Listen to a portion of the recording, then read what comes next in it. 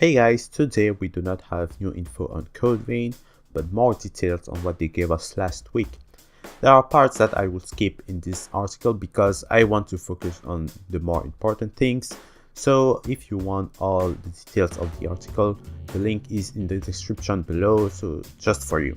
Alright, let's start with the plot codes. And here we have the Ranger, the Hunter, and the Berserker, which I've already talked about in a previous video.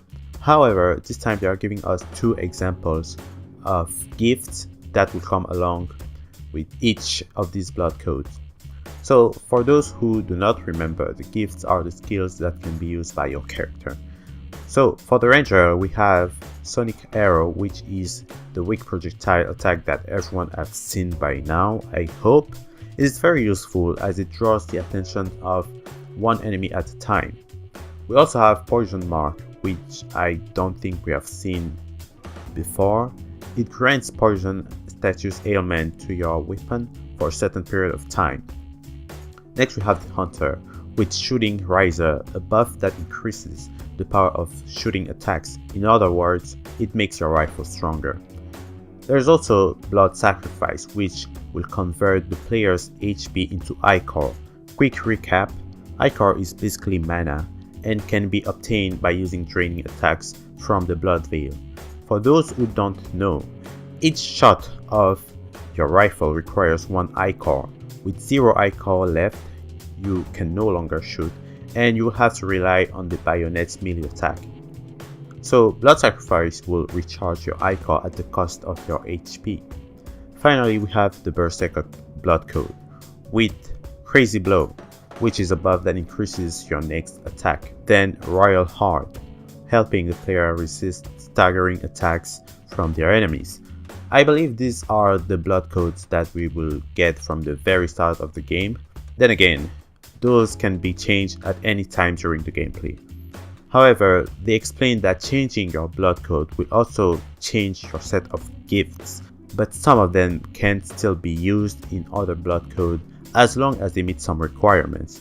For example, my guess would be Poison Mark, which is just an elemental attribute, and it could be used probably with other blood codes since it is not so specific to a weapon or a play style. Now they also explain how to obtain other blood codes in the game, which can be done by obtaining crystallized memories from other revenants. In most cases, those memories will be damaged and it will require the player to repair those in order to obtain their gifts.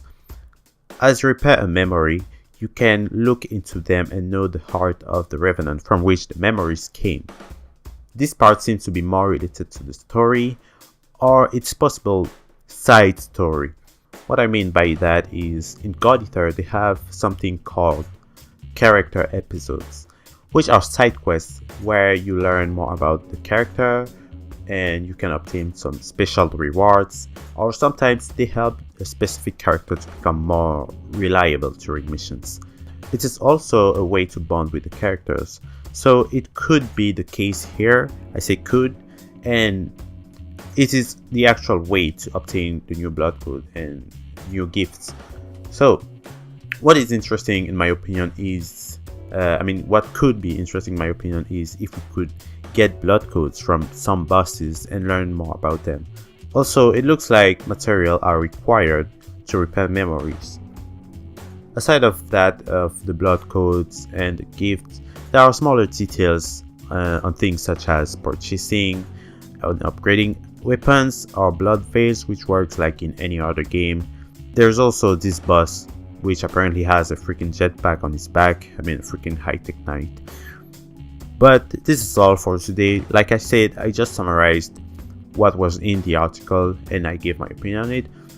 So if you want more, check out the link in the description below. So thank you for watching. If you had a good time, please leave a like, subscribe for more news about Code Vein, and I will see you all next time.